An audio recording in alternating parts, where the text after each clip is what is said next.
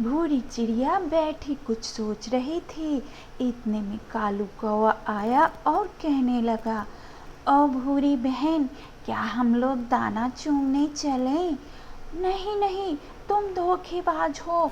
तुम हमेशा मेरे साथ धोखा करते हो। मैं तुम्हारे साथ दाना लेने नहीं जाऊंगी। अब से नहीं करूँगा। अगर तुम मुझे मेरे साथ ऐसा करोगी तो जंगल में कोई भी पक्षी मेरा भरोसा नहीं करेगा।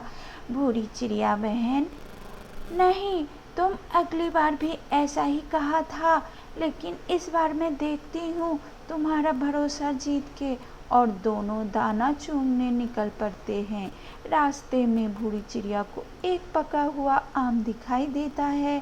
भूरी चिड़िया कहने लगती है, देखो कालू भैया, वहाँ एक पका हुआ आम है। कालू कहता है, हाँ, तुम ठीक कहती हो भूरी बहन। यहाँ से तो तोता अभी अभी गया है, लेकिन उसे कोई पका हुआ आम नहीं दिखा। शायद ये हमारे भाग्य में है। चलो हम दोनों इसे नदी किनारे बैठकर खाएंगे। भूरी कहती है, पर क्यों कालू भैया, हम लोग यहाँ नहीं खा सकते? नहीं नहीं, नदी के किनारे बहुत मज़ा आएगा। इतने में कबूतर ने देखा कि भूरी चिड़िया साथ में है, तो कहने लगा, अरे भूरी बहन, तुम फिर से इस कौवे के झांसे में आ गई। ये तो बड़ा ही धोखेबाज है, तुम्हें फिर से धोखा दे देगा। नहीं नहीं तोता भैया, अभी कालू बदल गया है, ये मुझे धोखा नहीं देगा। कोई बात नहीं, तुम देख लेना, ये कभी सुधर नहीं सकता। नहीं, मैं अब धोखा नहीं दूंगा। और दोनों वहाँ से उड़कर निकल पड़े नदी किनारे के लिए। रास्ते में भूरी चिड़िया को गिरा हुआ दाना मिला।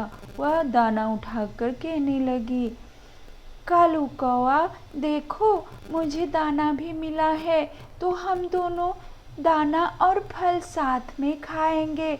चलो नदी किनारे। और दोनों उड़कर नदी किनारे आ जाता है। अब कालू सोचने लगता है, इस भूरी चिड़िया को मैं कैसे धोखा दूँ? मुझे तो ये सारे फल और दाने अकेले खाना है। यह बोलकर वह रोने लगता है और भूरी से कहता है, भूरी बहन, मुझे बचा लो, मेरे पेट में बहुत जोरों की दर्द हो रही है।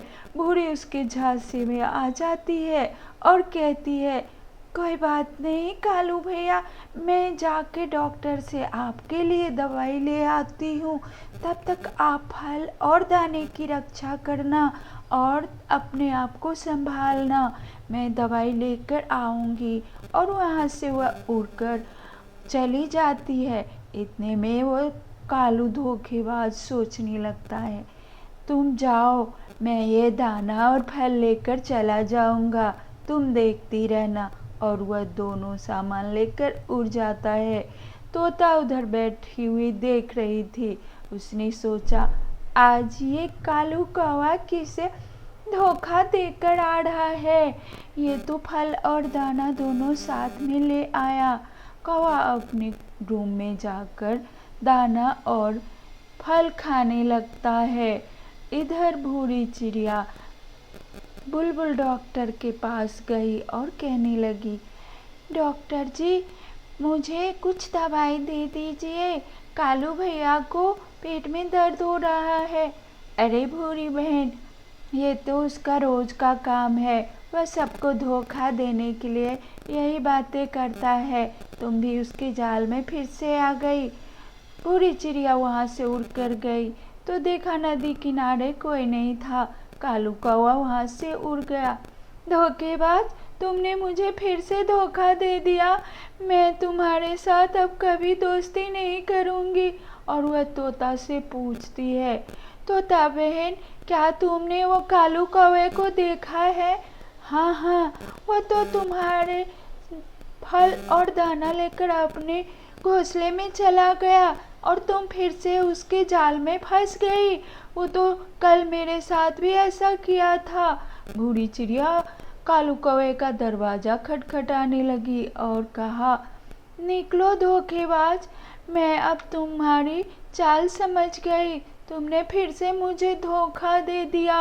अब मैं सारे जंगल में सभी पक्षियों को बताऊंगी तू कितना बड़ा धोखेबाज है। अब कोई तुमसे दोस्ती नहीं करेगा। और वह पूरे जंगल में सबको बता दी। इधर कालू कौवा 2 दिन तक उसी फल और दाने को खाता रहा और घोंसले से बाहर नहीं आया।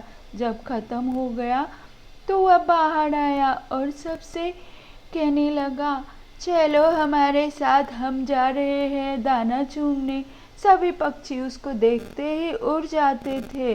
कालू कौवा सोचने लगा, ये क्या, अब मैं किसे धोखा दूंगा, सारे पक्षी तो मुझे देखकर उड़ रहे हैं। बूढ़ी चिड़िया कहने लगी, अब तुम्हारे झांसे में कोई नहीं आएगा। मैंने सारे जंगल में तुम्हारा भांडा फोड़ दिया है। अब तुम अकेले ही रहना और देखते रहना। कालू यह सुनकर रोने लगा और कहने लगा, मुझे माफ कर दो सारी चिड़ियाओं, मैंने बहुत बड़ी गलती की है। अब मैं ऐसा नहीं करूँगा। धोखेबाज के साथ ऐसा ही हो